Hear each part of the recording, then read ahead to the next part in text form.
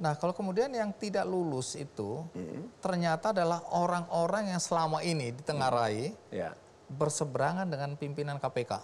Ya, ada kelompok-kelompok katanya yang tidak taat, tidak mau tunduk pada perintah-perintah pimpinan yang dianggap justru melemahkan KPK.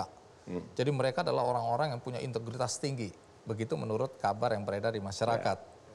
Nah, apakah kebetulan kalau kemudian mayoritas yang tidak lulus ini adalah orang-orang yang berseberangan dengan pimpinan KPK, bahkan dengan Anda secara pribadi, karena mereka adalah dari teman-teman yang mengurus ya kepegawaian, kemudian ada teman-teman juga yang selama ini menolak Anda waktu Anda mencalonkan diri menjadi ketua KPK, ya.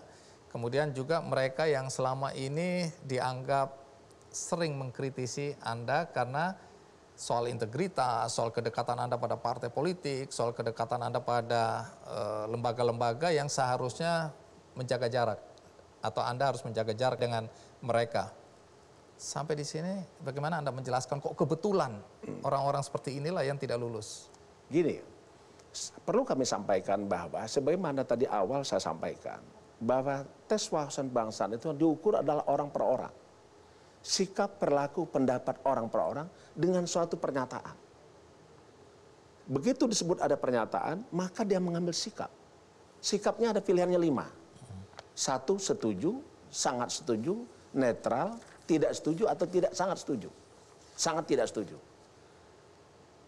Jadi tidak ada kaitannya dengan orang lain. Misalnya ini, Bang Andi ditanya, bagaimana Pak Andi kalau seandainya Pancasila diubah dengan dasar negara yang lain? Yang ditanyakan Bang Andi. Bagaimana mungkin saya bisa mempengaruhi Bang Andi? Itu satu. Jadi hasil tes wawasan kebangsaan murni adalah cerminan daripada sikap pribadi, individu, pegawai masing-masing. Tidak ada keterpengaruhan dengan yang lain. Itu satu. Kedua, pimpinan KPK setahu saya tidak pernah berseberangan dengan pegawai. Kalaupun ada beda pendapat, itu sah-sah saja dalam era demokrasi. Tapi seketika keputusan itu diambil, itulah adalah keputusan bersama. Dan kita harus tunduk sebagai negara yang patuh kepada asas-asas sila keempat Pancasila.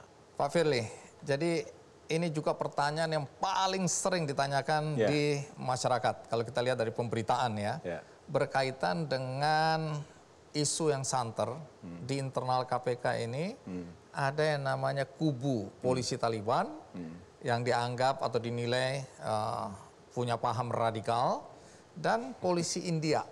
Ini penamaan ya, polisi India yang intinya terdiri dari orang-orang dari kepolisian, kejaksaan, di mana mereka ini berseberangan, ya. Dan Anda serta ketua KPK lainnya kelihatannya berada di kubu yang sebelah sini, berhadapan dengan kubu yang dicap memiliki paham radikal. Sampai di sini kebenarannya bagaimana? Ini Anda harus jawab jujur ini. Ya, sebelum saya menanggapi pertanyaan Bang Andi terkait dengan ada pengistilahan, saya juga tidak tahu asal mula istilah polisi Taliban, polisi yang disebut tadi.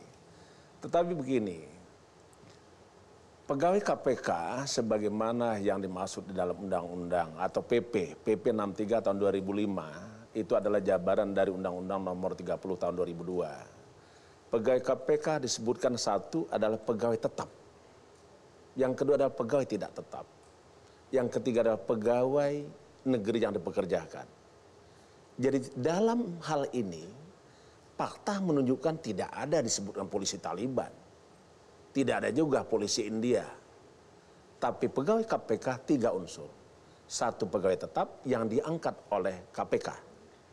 Kedua adalah pegawai tidak tetap, pegawai yang outsourcing. Ada juga yang diangkat tetapi tidak tetap. Sistem kontrak. Yang ketiga adalah pegawai negeri yang dipekerjakan itu bersumber dari pegawai negeri ASN. Bisa dari kepolisian, bisa dari kejaksaan, bisa dari kementerian lembaga. Jadi 3 komponen pegawai di KPK. Selanjutnya, dengan adanya Undang-Undang Nomor 19 2019, tidak ada lagi istilah itu.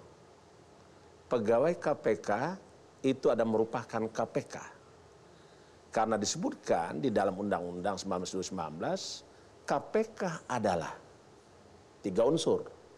Dewan Pengawas KPK, pimpinan KPK, dan pegawai KPK sendiri. Jadi kalau dulu ada pegawai tetap dan ada pegawai tidak tetap, dan ada pegawai yang di negeri yang dipekerjakan, itu dijadikan satu, namanya pegawai KPK. Jadi saya ingin mengatakan, kami tidak ada berada di istilah ada polisi Taliban tadi, ada polisi yang disebut tadi, pengistilahan itu. Kami tidak pernah masuk di ranah itu. Kenapa? Ya. Karena kalau kita membuat suatu perbedaan, maka tentu kita akan tidak pernah untuk mewujudkan tujuan. Kalau kita ingin mewujudkan tujuan pemberantasan korupsi, maka kita harus lepaskan seluruh perbedaan. Kalaupun ada perbedaan, kita kecilkan perbedaan itu dengan jumlah 1 bulan. Sementara persamaan kita perbanyak sejumlah bintang-bintang di langit. Itulah kita akan menjadi kekuatan. Oke, jawaban yang menarik, tapi sebagian orang tetap menganggap itu formalitas saja. Ya. Faktanya Ya. ada kubu-kubu itu, dirasakan adanya kubu-kubu itu. Ya. Apalagi dengan 75 orang yang tidak lulus, 51 ini kan terasa betul-betul penuh kemarahan dan kemudian bahkan mengungkapkan banyak hal yang menurut mereka Ya. itu betul-betul terjadi di KPK soal kubu-kubuan seperti ini. Sekarang saya mau tanya Anda dan harus dijawab dengan jujur. Anda merasakan nggak bahwa ada sekelompok orang yang begitu dominan yang kemudian tidak tunduk pada pimpinan? Saya harus tertawa dulu dengan kalimat itu. Kenapa Anda ketawa? Karena kalau kita mengatakan ada tidak ada, itu harus ditunjukkan fakta. Itu harus. Yang kedua adalah pegawai KPK itu satu, yaitu pegawai KPK. Tidak boleh ada lagi kalimat, Anda kelompok siapa, Anda kelompok siapa. Sementara kalau tadi disebutkan ada 75 yang tidak lulus, 75 itu adalah tersebar di beberapa kedeputian dan sekretariat. Bukan dalam satu kelompok saja. Bukan satu kelompok. 75 itu ada yang di Sekjen. Saya tidak tahu persis jumlahnya. Kira-kira begini. Di Sekjen ada kurang lebih sekitar 19 orang. Di Kedeputian Informasi Data ada juga puluhan orang. Ada Kedeputian Penindakan puluhan orang. Ada juga yang di Kedeputian Korsup ada juga. Di Kedeputian Pencegahan ada juga. Jadi tidak mungkin ada pengelompokan sehingga orang ini supaya tidak lulus, tidak ada. Sekarang kita balik bertanya, apakah juga yang 1274 lulus itu adalah kelompok saya? Atau kelompok pimpinan? Kan tidak. 1351 yang lulus, yang ikut tes, instrumennya sama, toolsnya sama, alatnya sama, waktu pengerjaan sama, tertulis wawancara sama, profilingnya sama, sehingga menghasilkan 1274 orang memenuhi syarat jadi ASN. Dan 75 dianggap tidak memenuhi syarat sebagai ASN. Yang memiliki tools siapa? Ya tentu ada ukuran dari BKN, bukan KPK yang mengukur. Alat ukurnya kan bukan juga KPK. Karena proses sudah jalan.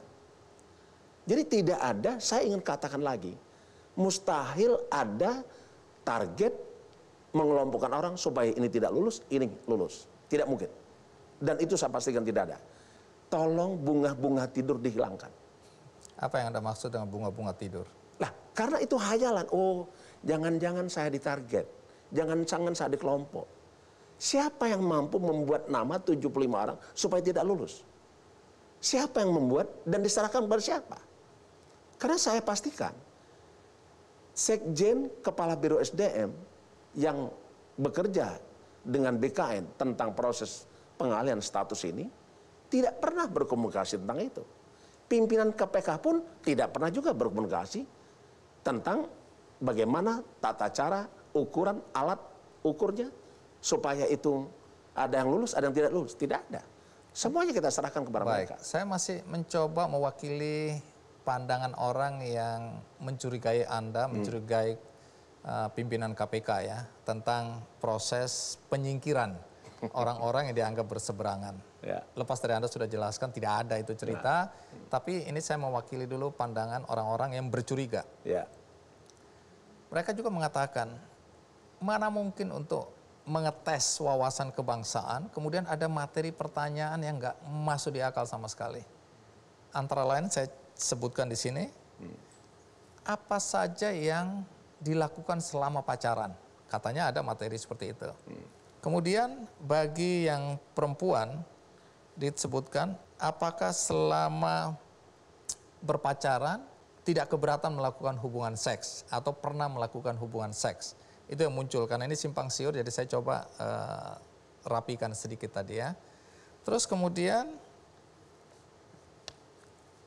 di sini orang-orang kemudian melihat di antara pertanyaan-pertanyaan yang nyeleneh itu yang aneh-aneh, orang kemudian bertanya-tanya apa konteksnya dengan penilaian terhadap wawasan kebangsaan kalau materi pertanyaannya nggak masuk di akal seperti itu. Ya.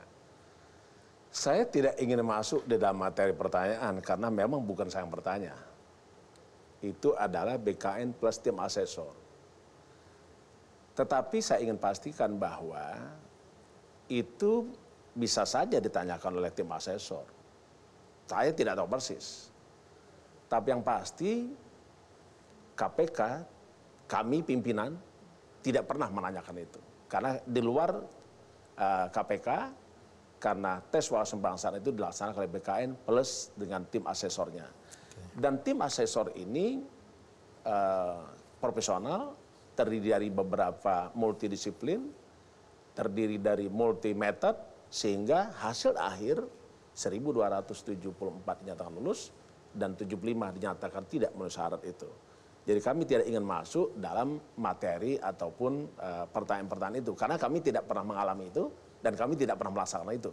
Tentu keliru kalau seandainya kami menjawab yang kami tidak tahu. Oke, jadi Anda hendak kembali menegaskan bahwa Anda tidak ikut campur Tidak tangan. ikut campur, nggak ada. Baik memunculkan tes wawasan kebangsaan Ya. sebagai materi untuk alih tugas Ya. pegawai KPK menjadi ASN. Ya. Dan juga tidak ikut campur tangan dalam penyusunan materi pertanyaan. Itu yang Anda ingin Ya. tegaskan kan? Kalau terkait dengan tes wawasan kebangsaan, sebagaimana tadi saya sampaikan, itu adalah hasil bahasan tanggal 5 Januari 2021. Pada awalnya. Ya, terus disepakati pada tanggal 21 Januari 2021. Semua pimpinan tanda tangan, semua pejabat struktural hadir, seluruh tim Promus hadir. Saat itu kita tanda tangani semua, setuju ada tes wawasan kebangsaan. Selanjutnya pada tanggal 21 Januari 2021 kita tanya, berbicara tim Promus dan bahasan dengan pihak kementerian terkait yang melaksanakan siapa, karena KPK tidak bisa memiliki kemampuan kompetensi untuk melaksanakan tes, sehingga dilakukanlah kerjasama bersama dengan BKN. Itu dirumuskan di dalam pasal 5 ayat 4. Pelaksanaan tes wawasan kebangsaan itu dilaksanakan bekerjasama KPK dan BKN. Itu. Jadi kalau bahasa itu ada, tetapi kalau materi tentu kami seluruh pimpinan, seluruh pejabat struktural tidak pernah terlibat untuk penyusunan materi tes wawasan kebangsaan. Baik, kalau Anda begitu yakin ya dengan jawaban Anda sampai sejauh ini, ada acara menantang debat, salah satu dari pegawai KPK yang tidak lulus, itu siap menantang Anda untuk berdebat. Dan Anda tidak datang dan semua orang bilang Anda takut. Apa yang terjadi sebenarnya sehingga Anda tidak datang? Penyelesaian suatu persoalan bukan hanya melalui debat. Tetapi perlu dilakukan kalau itu persoalan hukum, maka diselesaikan secara hukum. Bukan karena Anda takut. Apa persoalan yang ditakutkan? Jadi debat itu adalah bukan menyelesaikan persoalan. Tapi kalau ada persoalan hukumnya, ajukan saja. Dan ini adalah sesuai dengan apa yang dibahas oleh KPK, baik itu pimpinan maupun struktural, dan kepala biro hukum dan yang lain-lain, termasuk juga kementerian lembaga, kami sepakat. Bila mana ada yang merasa tidak puas dengan keputusan yang diambil, hasil tes yang dilakukan, silakan melalui proses-proses sesuai dengan koridor hukum, bukan dengan cara debat, Bang Andi. Oke. Justru kalau berdebat malah nggak selesai. Kita kan perlu bekerja, bukan berdebat. Diam itu bukan berarti kita takut, bukan berarti kita kalah. Tapi diam karena kita bekerja, menyelesaikan persoalan ini.